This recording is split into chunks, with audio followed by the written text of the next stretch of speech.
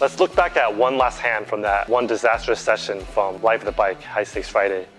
So things had been going pretty rough for me so far in this game. I was absolutely buried and just getting punished.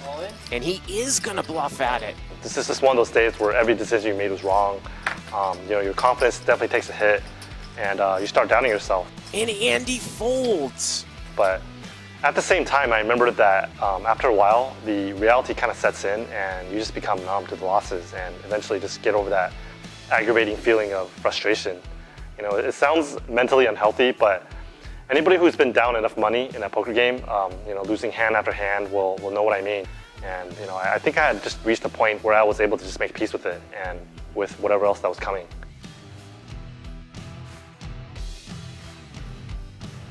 So to recap, the blinds were 100, 100, 200 with a $200 ante. It folded around to me. I made a loose open from the cutoff with 8-9 offsuit to 600. Garrett re-raised on the button behind me to 2200. This time, Bill Klein cold called from the small blind, which was interesting. I wasn't quite sure the type of hands that he would do this with, but his call led me to make another very loose pre-flop call with my hand, which was really starting to be a reoccurring theme in this session. It was so obvious that I was eagerly looking to get involved, and I was going to need a lot of help to win. The flop came down Jack-9-5 with 2 spades. I had middle pair with the 8 of spades, giving me some potential. Here with top pair, top kicker. Backdoor nut flush draw. We checked to Garrett, who put out 3,500, half pot bet. Bill called, and big surprise, I also called. That 3,500 gets called in 2 spots. The turn came the 9 of spades, which gave me trips, but it put the 3rd spade on the board. It looked like one of us could easily have the flush here. It checked around. The 7 of spades came on the river, now putting 4 spades out there. Garrett gets there with the nut flush. We're seeing massive pot after massive pot, and Garrett double checking to make sure he has the ace of spades. We checked, and Garrett bet out 15,000. I was pretty unhappy with this card, but was glad when Bill threw his hand away. And even though this was an ugly river for my actual hand, I think the way the hand played out, I could still credibly be holding some of those strongest hands. For what it's worth, having to be holding 2 good cards to even think about trying anything here, and I think calling wasn't really the best option. I didn't really think he was bluffing here, so I just went for it and went all in. And Andy goes all in. Andy goes all in, repping a full house since he has a 9, or repping a straight flush since he has an 8 of spades in his hand.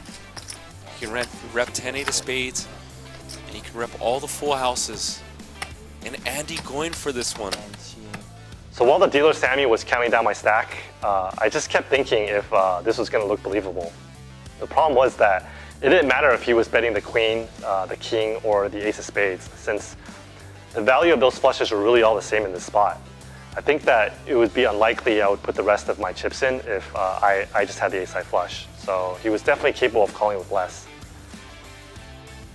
I just remember how great it felt when I didn't get snapped. I was already pretty happy with that regardless of what might happen next, since at least now there was some hope of getting this through. 90, 98, 99, 4. 99,400. Huh. And he has more than this graphic. Sammy just counted 99,400. Almost a bluff of $100,000.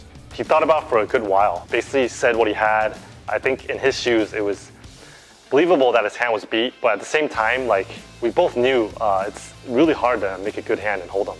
Garrett seems shocked. He's in disbelief. He has enough flush, but the board is paired.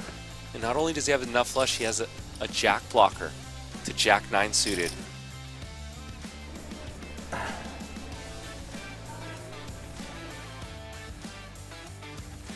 He blocks jack 9 of clubs. Pretty important. There's only one other combo of jack 9 suited. But if Andy has offsuit combinations, there's a lot of combinations of full houses here. Guess I'm gonna fold. He eventually and unwillingly slid his cards in, and hey, it felt pretty good to finally have one come my way. And you know, I mean, it barely put a dent into what I was losing in the game that day, but just from a momentum standpoint, it felt good to finally drag one in. What an insane bluff by Andy, and he gets that one through. There's just so many different things that have to work together for there to even be an opportunity to take a shot at the pot. There's so much variance in these situations that go beyond what people generally think of. You know, for this hand to have worked out, Garrett had to have a good enough flush to bet and then be able to fold. I think if he just has a small or medium flush, he just wins. Not to mention, he's for sure still able to have all those hands that I'm trying to say I have. People that get their bluffs through often give themselves too much credit, since whether a bluff works out or not is so dependent on the other player. You know, I got very lucky that all these things that were very much out of my control lined up. And I think in poker, there's such a close line between being fearless and being reckless, looking smart or looking very foolish. And this one definitely could have gone very badly. But to prevent these guys from guessing right every time, it's important that they know that you're willing to make these plays sometimes.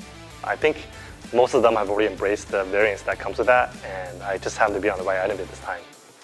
I hope you guys enjoyed these hands. Special thanks again to Live at the Bike for not only putting together all these games throughout the years, but also producing these highlight videos. I look forward to seeing everyone again soon back on the show.